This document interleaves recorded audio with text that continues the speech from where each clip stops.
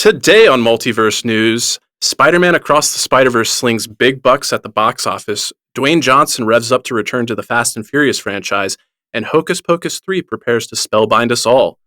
That news and more awaits you right after this.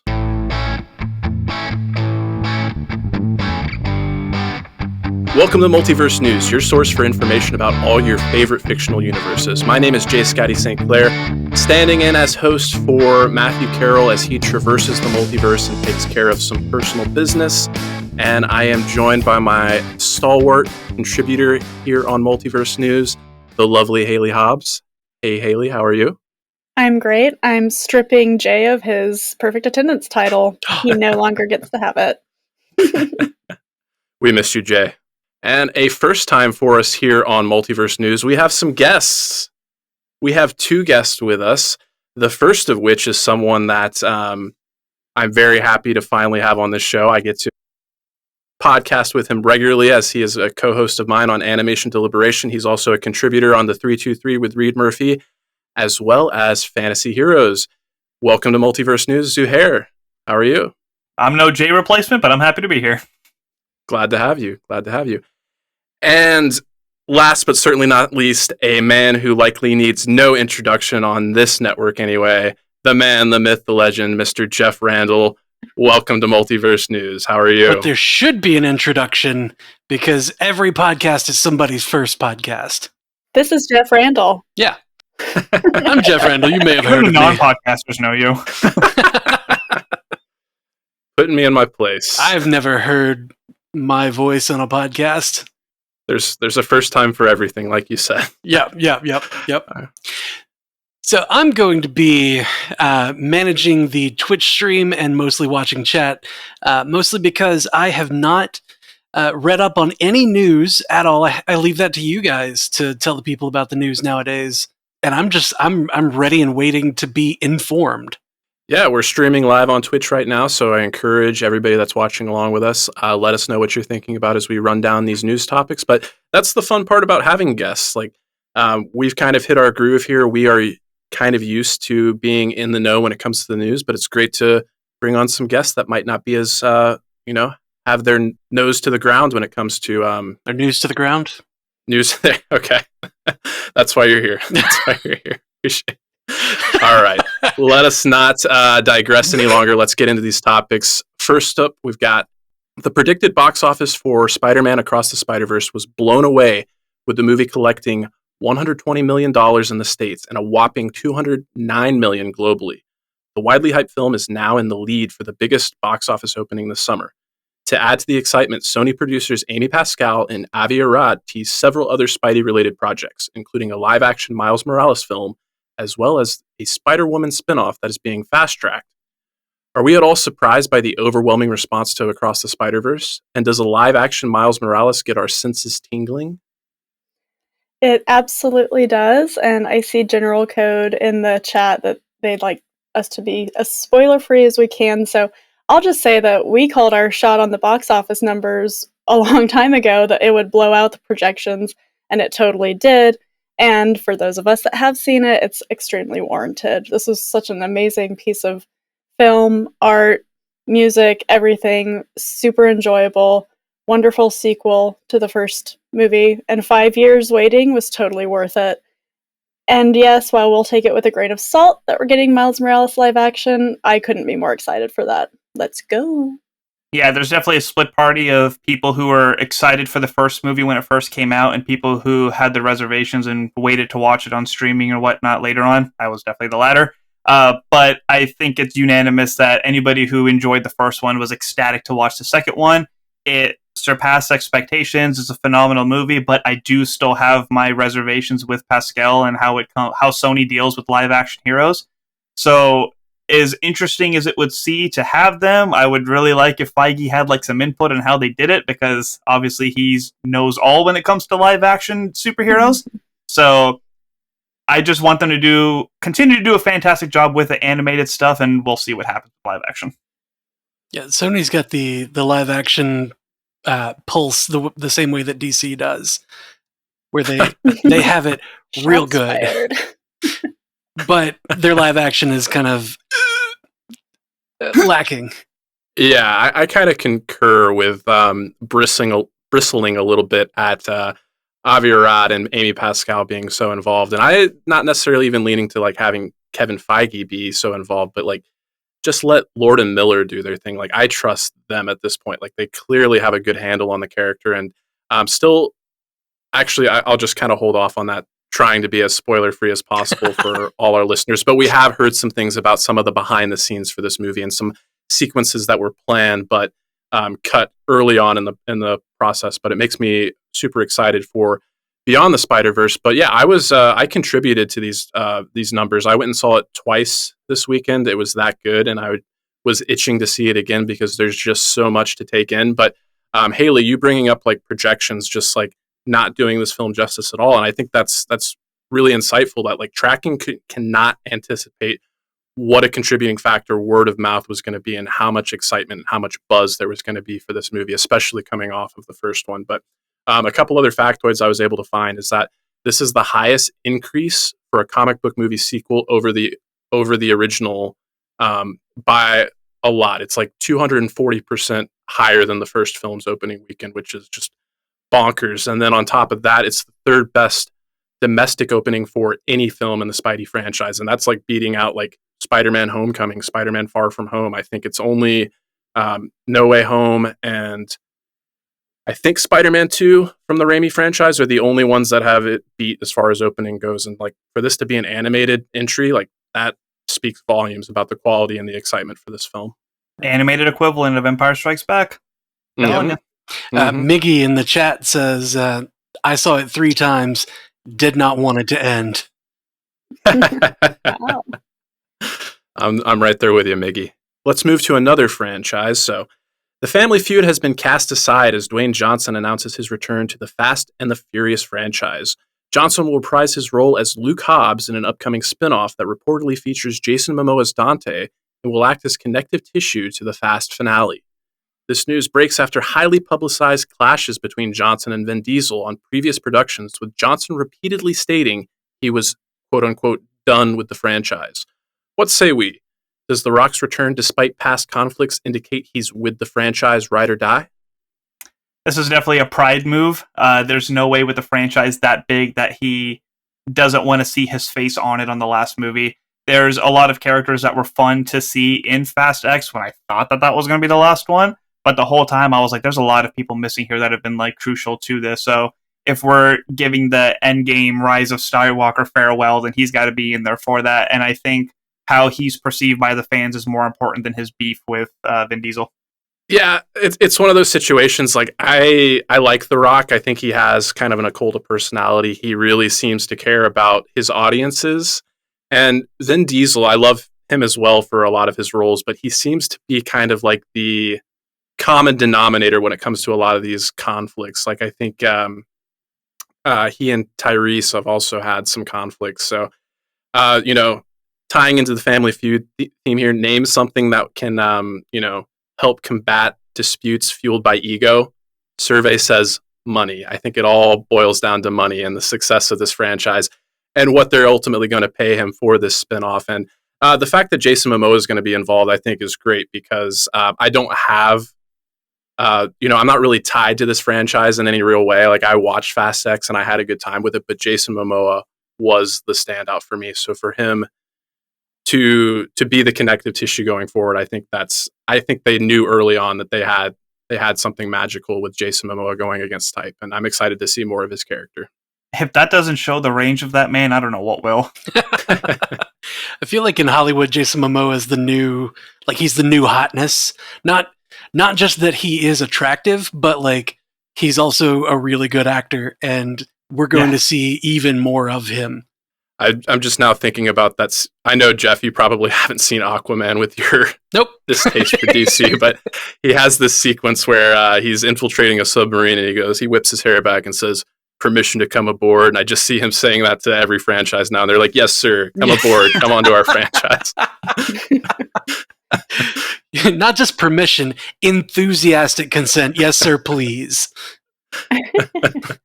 Changing gears here, following the success of Hocus Pocus 2, which was released last year, Disney has announced that Hocus Pocus 3 is already in the works, with star Bette Midler having already said she'd love to continue working on the movies.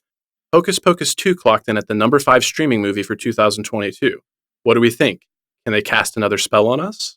Well, I think the spell missed us on Hocus Pocus 2 personally, but there was so much nostalgia and love wrapped around the excitement of that film coming out that I see exactly why they're releasing a third one. And if the ladies want to be in on it, then that's great. And I think what Hocus Pocus 2 did, like we've been talking about with a lot of the requels, remakes, films being remade into streaming things, is it's introducing this new generation to something that's very loved by their parents or their guardians or their friends or their relatives. And so, you know what? I say go for it. It's fun. Like, I was kind of excited to see the headline, even though the second one's not great. I'll watch it, and I'll probably podcast on Bingers Assemble with Ashley Coffin about it again. Yeah, I wish I could speak to this one, but Haley, you and I were kind of talking off air. Like, I feel like not having seen the original Hocus Pocus in its entirety is kind of like one of my cinema sins in terms of like my viewing resume. Like, you will be shunned later. Yeah, I've seen scenes of it on TV. I'm shunning him now.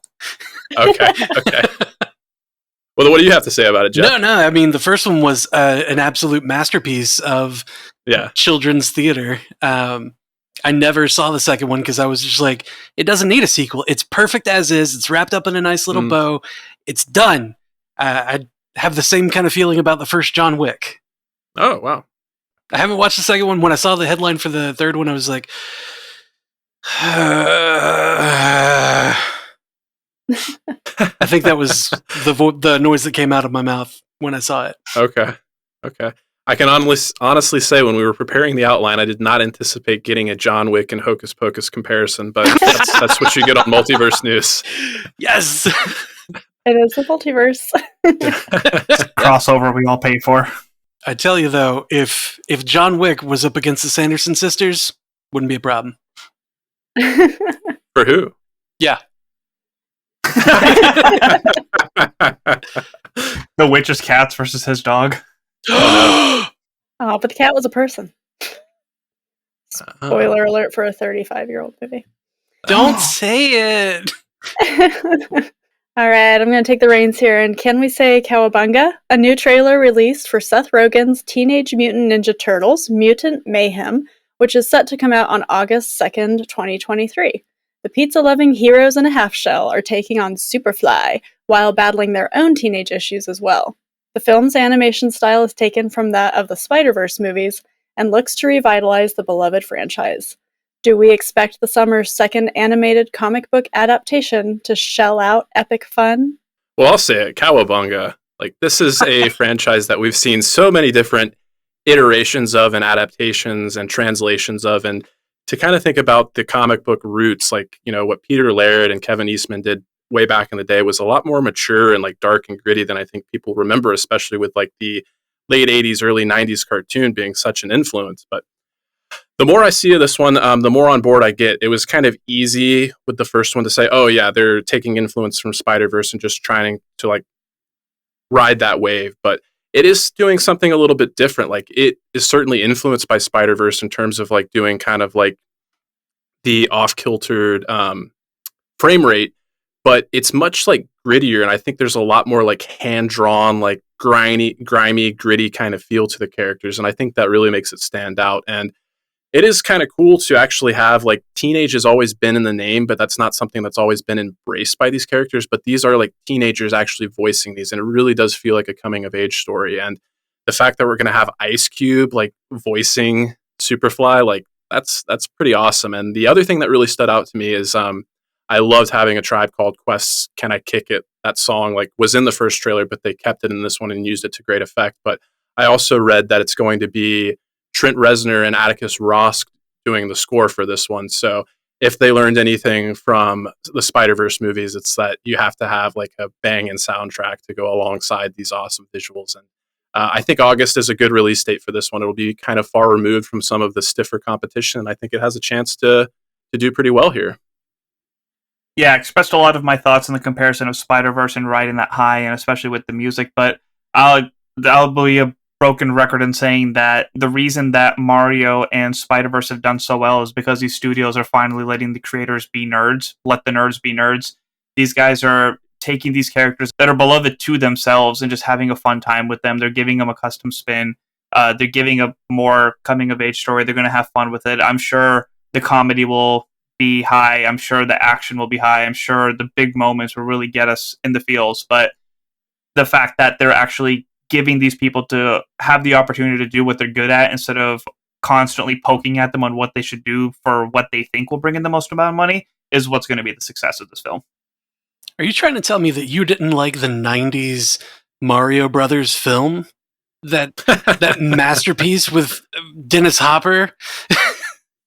I can't say I didn't like it since I haven't seen it. Oh, Zoo!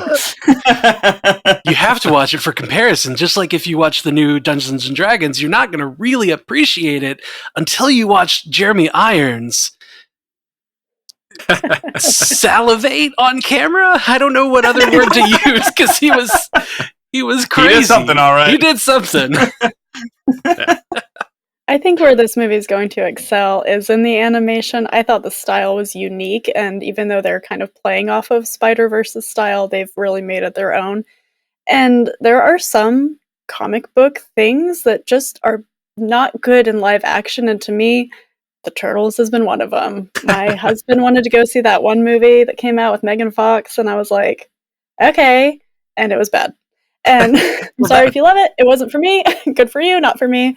But I think that animation just lends so much better to these characters, and I think it'll be awesome. That was probably a problem with it being a Michael Bay joint. Like, come on. It had more than one problem. Teenage Mutant Ninja Turtles and Michael Bay, like Michael Bay's style of let's blow up literally the world versus the quite literally grounded world of Teenage Mutant Ninja Turtles. They are beneath the ground even. Like, it's a matter of scale. It's disparate. So what you're saying is Michael Bay needs to make a Dragon Ball Z movie. Yes. I can't tell you I wouldn't watch it. To bring it back to this animated version of TMNT real quick, I'm really excited for Jackie Chan to play Splinter because I think that was like the best joke in the trailer as well. Like Leonardo like tells on his brothers and they're like, oh, you ratted us out, and Splinter's like, don't use that word, and it's like, it's 2023, man, you can't use ratted in that context. That was great. Yeah. I like though that Jackie Chan being in that role kind of gives him that the newer Karate Kid vibe as well. Sure. Yeah. Good call.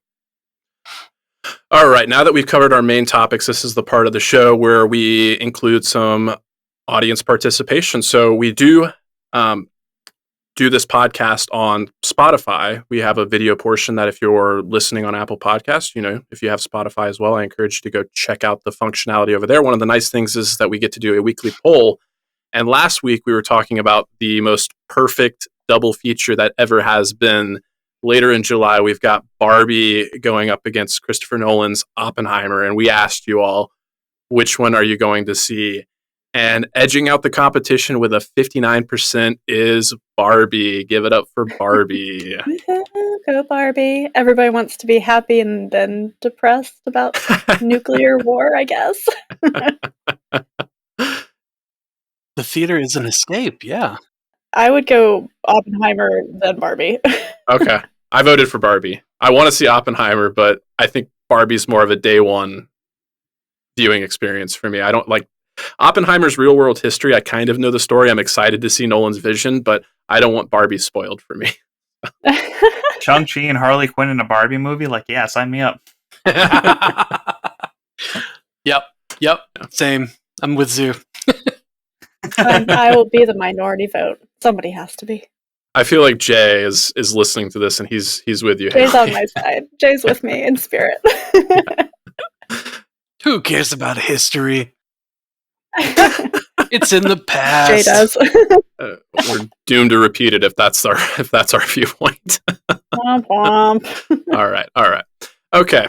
Now we move on to the lightning round. This is where we go down a slew of headlines that we didn't have time to tackle as main topics, and we'll basically buzz in with our names if we want to speak on this subject. So first person to sound off with their name gets to talk about this one, and we are all allotted one rebuttal. So if someone responds to something you wanted to talk about before you got a chance to, you get one chance to reply. So be selective about that.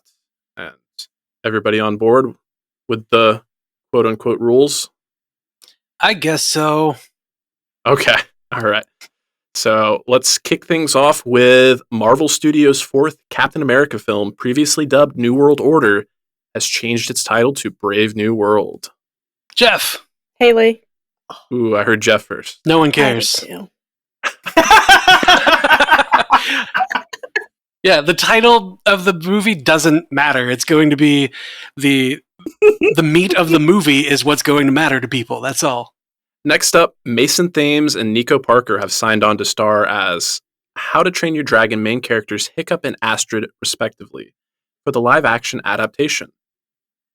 Scotty,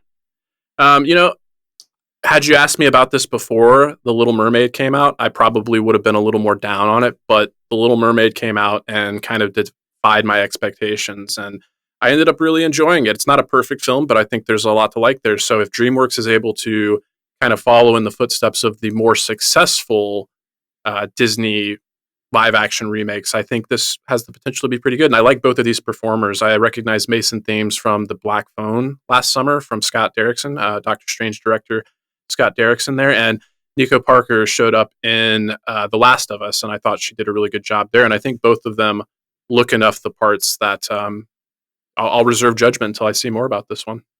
Zubuttal. Okay.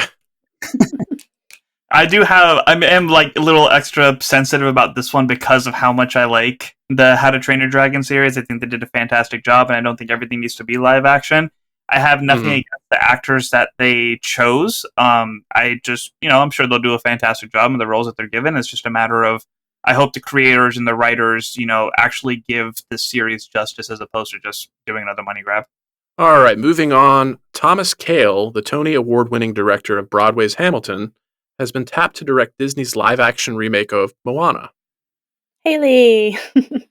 So if you don't know, Lin-Manuel Miranda wrote Hamilton and the music for Moana, so this makes complete sense that he'd kind of bring him over into this world, and I think it'll be interesting to see him go from stage to screen, but that can be such a benefit for somebody who understands directing people in a very different environment, and that can maybe translate to this adaptation of one of my favorite Disney movies. I'm super excited about it. Lin-Manuel says you're welcome. Jeff. I don't want to rebut or refute. It seems like it's going to be easy for him in that the whole movie happens on a floating, moving stage, quite literally. If they're going, to try to honor, shot for shot or whatever.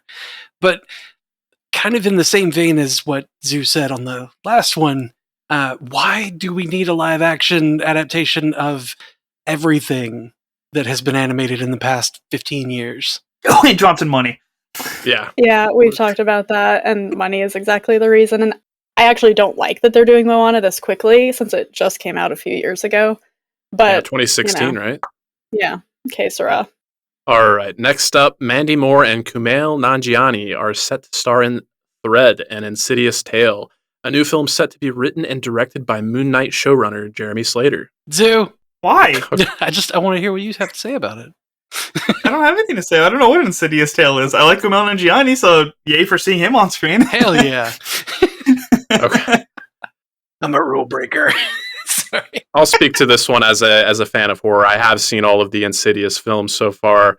So I kind of think it depends on how the upcoming Insidious, The Red Door, how that's received, about how my excitement about this franchise will be going forward. But I haven't seen Mandy Moore in anything in a while. I know she was on This Is Us, that TV show. I caught an episode or two of that, and I've liked her in what I've seen her in the past. But yeah, Kumail Nanjiani's involvement definitely excites me. He was great in The Big Short, which was, semi-autobiographical. So if he's able to bring like those sensibilities in terms of being like part of a couple and a family, I think it could be a very convincing and believable performance, and that should, help highlight the horror. Dashoom. Mm-hmm. All right. And now we've got Disney, Star Wars, and Marvel heroine Ming-Na Wen received her star on the Hollywood Walk of Fame. Jeff! Haley! Got you again. I think I'm gonna say the same thing you are. It's about damn time. Yeah. The cavalry has arrived. That has been a long ass time coming. That woman is amazing. Everything she does and has been since the beginning. Like basically, like once I found out that she was Mulan, I was like, hold up, Melinda May, and everything that she does is chef's kiss perfect. Goddess. Amen. I'll respond to this one. We talked a few weeks back about Carrie Fisher getting her star on the Hollywood Walk of Fame, but it was posthumous. So I'm glad that it is about damn time, like you said, Jeff, but I'm glad that she is around and still kind of like at the height of her powers when she gets recognized with this accolade, and it's so well deserved. Yeah. Why am I blanking on the character's name? The bounty hunter and Fennec Shand. Fennec Shand, thank you. Yes. I'm just glad that she got to do her like laying down beside it pose for the for the photo op, because I'm just like, I bet you are, yeah. goodness me, goodness May. Well done. All right, now we move on to Studio Ghibli announced it will not release a trailer or any promotional marketing for Miyazaki's final film, How Do You Live? Zoo.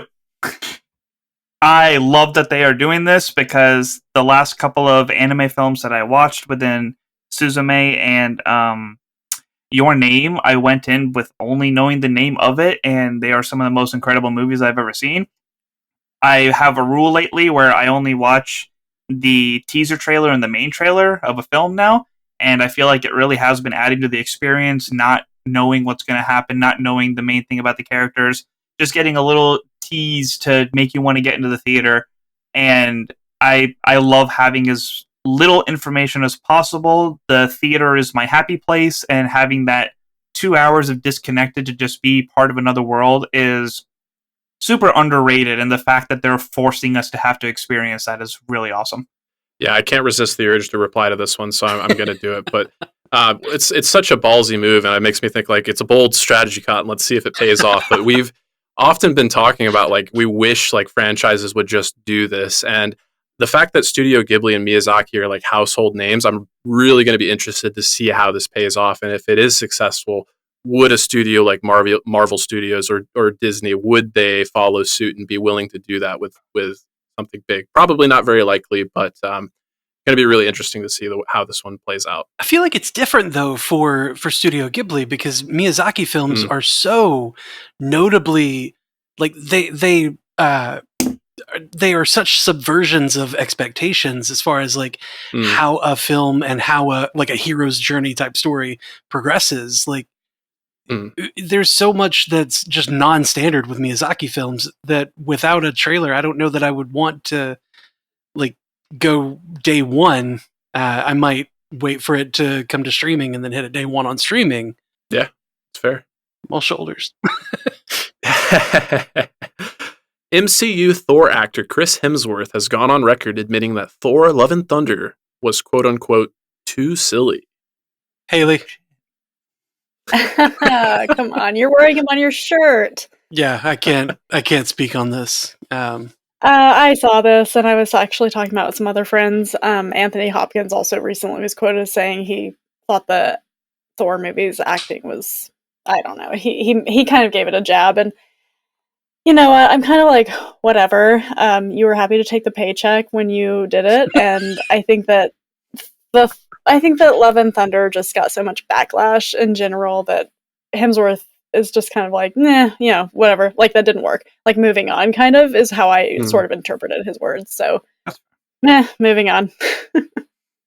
And moving on, we are to Zack Snyder's upcoming space epic for Netflix, Rebel Moon, is being split into 2 parts, with each getting 2 separate cuts, one for everyone and another more explicit and strictly for adults. I'll speak on this one. It seems like Netflix is just actively trying to avoid ever having another release the Snyder Cut campaign and just letting him have whatever cuts he wants for whatever projects he has. So good on you, Zack Snyder. I'm glad that your hardships in Hollywood that you kind of had to go through have resulted in you having so much creative control, because he is a visionary. I will give them that. You know, I've had issue with some of the pacing and storytelling in some of his movies. Some of that could have been because of studio